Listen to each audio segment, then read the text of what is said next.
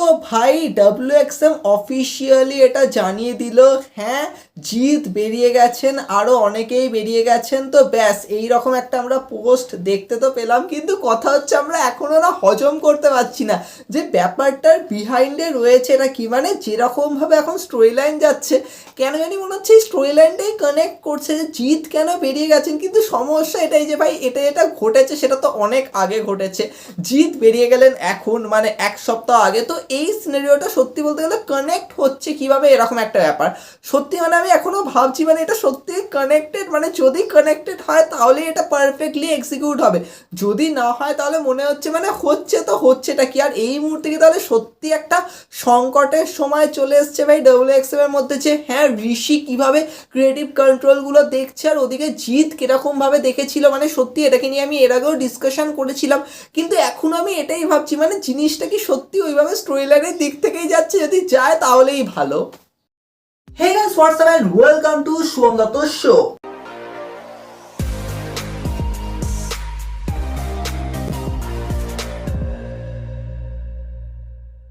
তো গাইস এই এপিসোডে আমরা রেসলিং এক্সট্রিম মেনিয়া WXM কে নিয়ে ডিসকাস করবো। ডেফিনেটলি গ্রাউন্ড জিরোর এপিসোড 15 কালকে হয়ে গেল। আর হ্যাঁ মানে আমি তো অপেক্ষায় ছিলাম, কারণ হাই ভোল্টেজ যা ভোল্টেজ দিয়েছে মানে আমাদের শরীরকে পুরো একদম পুরো ধ্বংস করে দিয়েছে এরকম ব্যাপার। কারণ আমরা যেরকম দেখলাম সেটা একদিকে, তার আগে যেগুলো চললো সেটা ভাই পুরো অন্যদিকে। আর সত্যি বলতে গেলে তার মাঝখানে আমার এটাই মনে হচ্ছিলো যে ভাই যেটা হচ্ছে মানে অ্যাকচুয়ালি কি সত্যি কানেক্ট হচ্ছে এরকম একটা ব্যাপার। তো হ্যাঁ এপিসোড 15-এ অনেক কিছু ছিল, সত্যি বলতে গেলে WXM কিন্তু ছোট থেকে ছোট অনেক স্টোরি লাইনকে কিন্তু টানছে।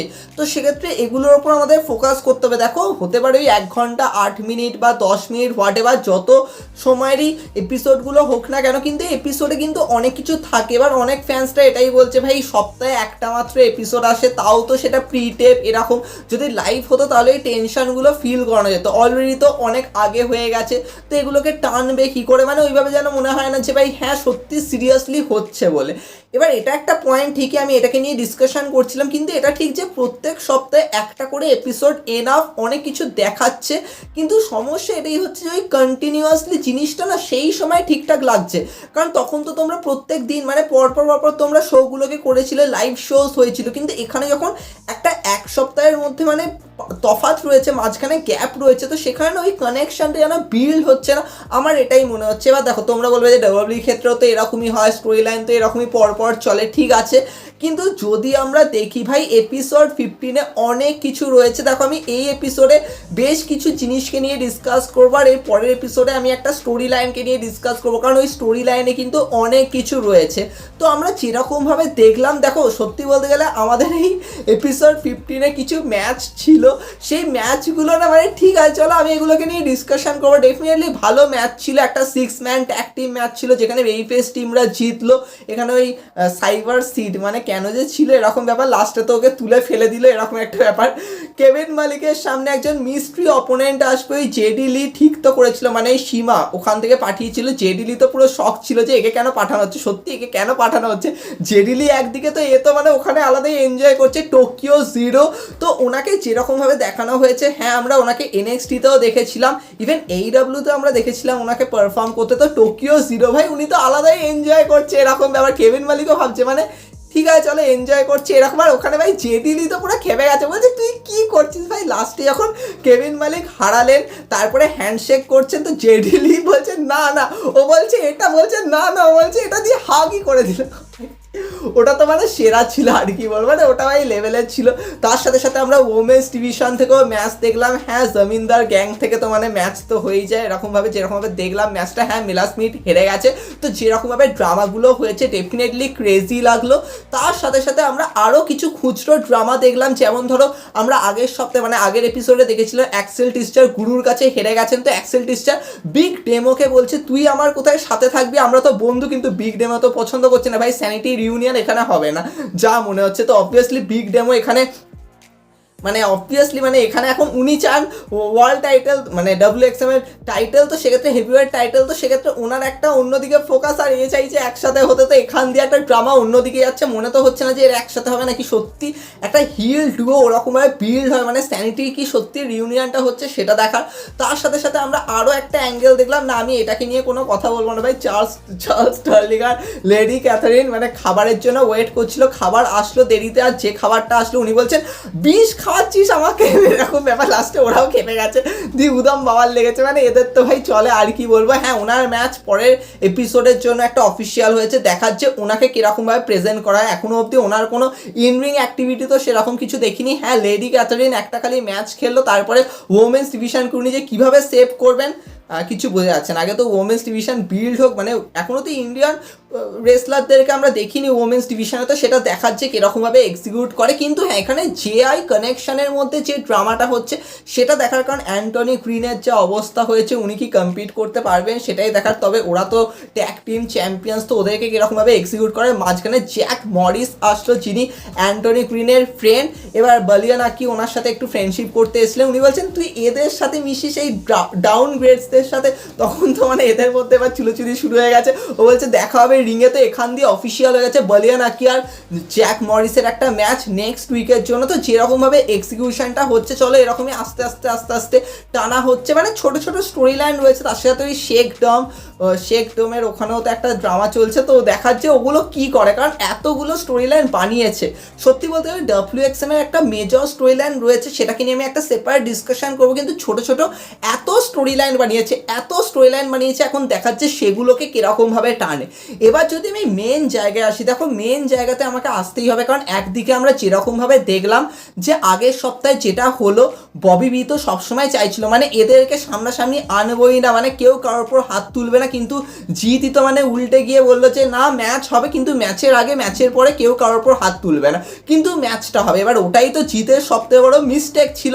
উনি বলছেন যে হ্যাঁ তোর কথা শোনা উচিত ছিল, মানে উনি ববিকে বলছেন যে এটা আমার ভুল হয়েছে।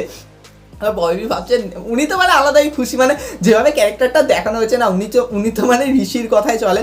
তো আমি না বারবারই ভাবছি ভাই এই ঋষির অ্যাঙ্গেলটাকে কেন এখানে টানা হচ্ছে না। মানে ঠিক আছে ঋষি আর জিতের একটা ফেস অফ হতে পারতো, যে ভাই জিত ভুল করেছে তো ঋষি সেটা জিতকে বলবে, আর এখান দিয়ে ওই ক্ল্যাশটা যদি হতো তাহলে কিন্তু আমরা ফিট করাতে পারতাম যে হ্যাঁ ভাই স্টোরি লাইনে যেটা হয়েছে তারপরে জিতের বেরিয়ে যাওয়াটা ওইভাবে কানেক্ট হচ্ছে। কিন্তু এখানে ববির সাথেই কিন্তু জিতের ব্যাপারটা চলছে, জিত ববিকে বলছে হ্যাঁ তোর কথা শোনা উচিত ছিল, তারপরে উনি বলছেন যে সবকে সাসপেন্ড করে দেবো। বলছে কি বলছি, সবকে সাসপেন্ড করলে WXM চলবে কি করে।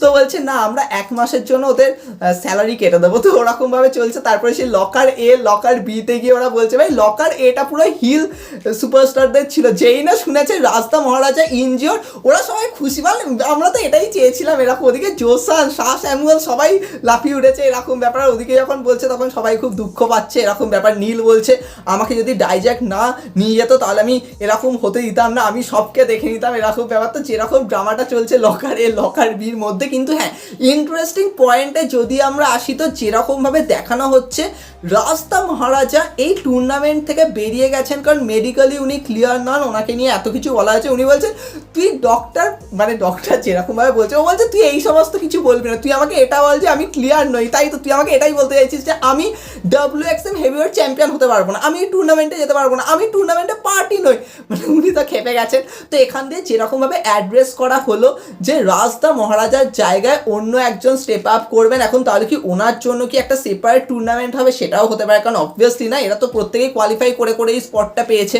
তো এখানে একমাত্র শুধু এখন স্কাইলার রয়েছে, আর ওদিকে তার মানে বিগ ডেমো আর নীলের মধ্যে ম্যাচ হবে, তো ওখান দিয়ে একজন কোয়ালিফাই করবে, আর এদিকে আরও একটা স্পট রয়েছে যদিও। তো এখান দিয়ে দেখাচ্ছে কীরকমভাবে হয়, কিন্তু এখানে মেন ফ্যাক্টর যেটা দাঁড়িয়েছে সেটা হচ্ছে একদিকে তো মানে মেডিকেলি রিপোর্টটা তো দেওয়া হলো রাস্তা মহারাজার, অপরদিকে স্কাইলার তো মানে আলাদাই উঠছে। স্কাইলার বলছে নাও তোমাদের মহারাজা কোথায় গেল, আমি তো পুরো একদম পুরো রক্তারক্তি করে দিয়েছি, ও আর ব্রেক পয়েন্টে যেতেই পারবে না, ও WXM চ্যাম্পিয়নশিপের টুর্নামেন্টেই নেই, তাহলে টুর্নামেন্ট কে জিতবে, আমি জিতবো, আমি হব ফার্স্ট এবার WXM হেভিওয়েট চ্যাম্পিয়ন।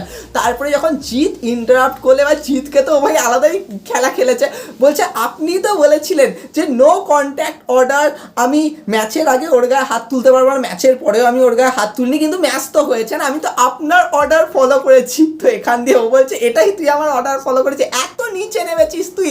তো এখান দিয়ে যেরকমভাবে সিনটা হয়েছে আর এখান দিয়ে মানে যেভাবে এক্সিকিউট করা হয়েছে, মানে স্কাইলার নিজে বলছে এখানে কিন্তু শুধু যে আমি ইনভলভ আছি তা নয়, এখানে আরও একজন ইনভলভ ছিল যাকে আপনি খুব ভালোভাবে চেনেন, আর সে হচ্ছে জমিনদার। তো এখান দিয়ে যেভাবে দেখানো হয়েছে কিন্তু চলে আসলো এখানে শাহ স্যামুয়েলস, আর উনি বলছেন যদি কেউ ক্রেডিট নেয় রাস্তা মহারাজার এই অবস্থার জন্য সেটা আমি নেব, আমি ওকে ধ্বংস করছি, আমি ওকে পুরো করে দিয়েছি। যাই হোক, তো যেরকমভাবে দেখানো হচ্ছে এবার এখান দিয়ে না স্টোরি লাইন এমন দিকে গেছে আমার বারবারই মনে হচ্ছে ভাই কানেকশন তো তোমরা ওদিকে টানছো, কিন্তু তা সত্ত্বেও কেন ওটা কানেক্ট হচ্ছে না আমি বুঝতে পারছি না। কারণ শাহ স্যামুয়েলস আর জিতের মধ্যে যখন ফেস অফটা হলো, এবার আমরা জানি যে পাওয়ার বমের ওই মানে একদম লাস্ট যে মেন ইভেন্টের যে সিনটা ছিল যেখানে রাজদা মহারাজা শাহ স্যামুয়েলসের সেই ম্যাচটা হয়েছিল, লাস্টে সবাই মিলে ওড়াচ্ছিল একে অপরকে, লাস্টে জিতই তো হাত তুলেছিল শাহ স্যামুয়েলসের ওপর। তো ওখানে এবার শাহ স্যামুয়েলস বলছে তুই হচ্ছিস সিও, আমি অ্যাথলিট, তুই আমার গায়ে হাত দিতে পারিস কী করে, আমি তোর ওপর মামলা করবো, আমি লয়ার আনবো। তো যেরকমভাবে দেখানো হচ্ছে সত্যি আমার মনে হচ্ছে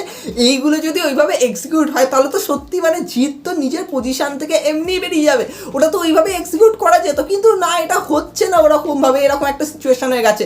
তারপরে গুরু আর কাপ্তান আসলো, গুরু বলছে এটা ঠিক হচ্ছে না, মানে উনি যেরকমভাবে বললেন যে লকার রুমে সবাই খেপে রয়েছে, সবাই তোদেরকে ওড়াবে বলে রেডি হয়ে রয়েছে, আমরা সবাই খেপে রয়েছি এরকম। তো স্কাইলারকে বলছে যে মানুষটা ইন্ডিয়াকে রিপ্রেজেন্ট করেছে মানে রাজদা মহারাজা, তার অবস্থা তুই এরকম কী করে করতে পারিস। ও বলছে আমার ঘন্টা যায় আসে ইন্ডিয়াকে নিয়ে, আমি ঘন্টা যায় আসে আমার এই দেশকে নিয়ে, আমি পারলে এই দেশকেই জ্বালিয়ে ফেলবো, এরকম ব্যাপার। তো স্কাইলার তো আলাদাই লেভেলে চলে গেছে, লাস্টে উদম বাওয়ার লাগলো। আর এখান দিয়ে মেন ইভেন্টের সিন অফিসিয়াল হয়ে গেল। এখন হ্যাঁ, মেন ইভেন্টে হিল টিম জিতেছে, স্কাইলার আর শাহ স্যামুয়েলস জিতেছে। অবভিয়াসলি সেটা দরকার ছিল, কারণ তোমরা ওদেরকে যেরকম ডমিনেটিং দেখাচ্ছ তো তাদেরকে দরকার ছিল একটুখানি স্ট্রং দেখানো।